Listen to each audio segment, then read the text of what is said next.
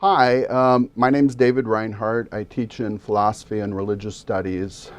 I've been using Canvas for a few months now, and I've run into a couple issues, and I'd like to speak to them to some degree and offer some assistance. One of the things that I've run into in using Canvas is that it presents a little bit more of a burden on students and the instructor to navigate. We're used to menus across the top of the page and able to find things very easily. There are other positive and strong points about Canvas, but navigation might not be one of those strong points. And there's a lot of white space, and sometimes that white space can present a kind of void, and we can lose ourselves in it. Organizing in terms of modules, I think, is well known by now. And you see on the screen here, I've put down Module 1 and Module 2. In an online section, modules often align with the week. So Module 1 will be week one, Module 2 will be week 2. But when you upload the content onto the Canvas page, it looks something like this, and it actually is difficult to recognize when I'm in the module, when I'm in the overview, and when I'm in different parts of the week. So you scroll down here to week 2, and you see how easily things add up. And it's a bit difficult to keep things straight. So the indentation tool is really helpful. You see here that, it's put out front, I think, for a reason, to make it handy.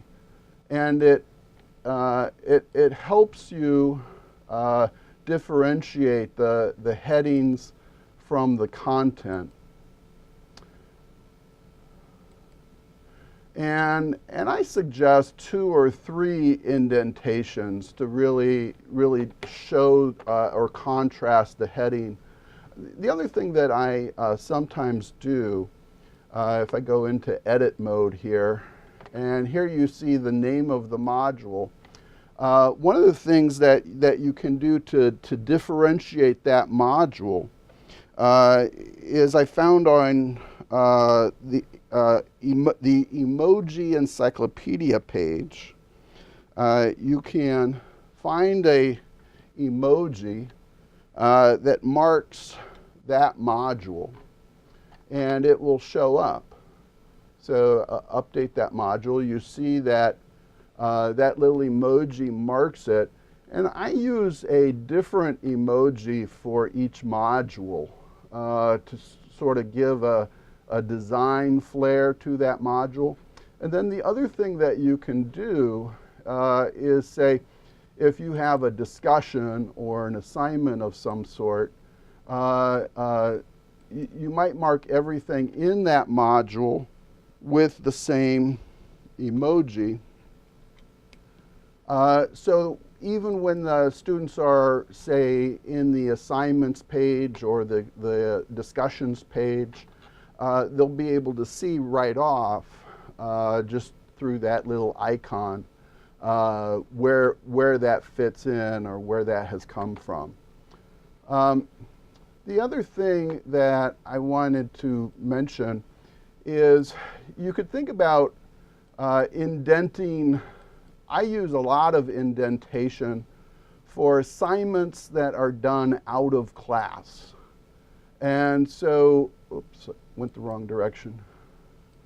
So these classes, these items that I want done sort of in a flipped classroom format, that you expect students to do before they come to class, I like to differentiate those by indenting them by quite a bit. And so here you have an article, and then there are some things to do. Down here is a discussion. I'd like them to do that, say, in the second half of the week. but that's also something that would happen outside of class. So there you have it, using indentation, using little emojis.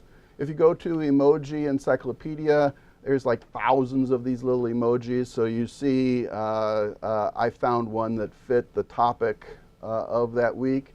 The second week is talking about grief and loss around the world. So the little emoji that I found to fit there is a little picture of a globe. So that was with the fits the around the world theme. But I think that helps things cohere a little better, and it helps me, and I think also students, not to become lost inside of all this white space. So thank you. Hope that helps.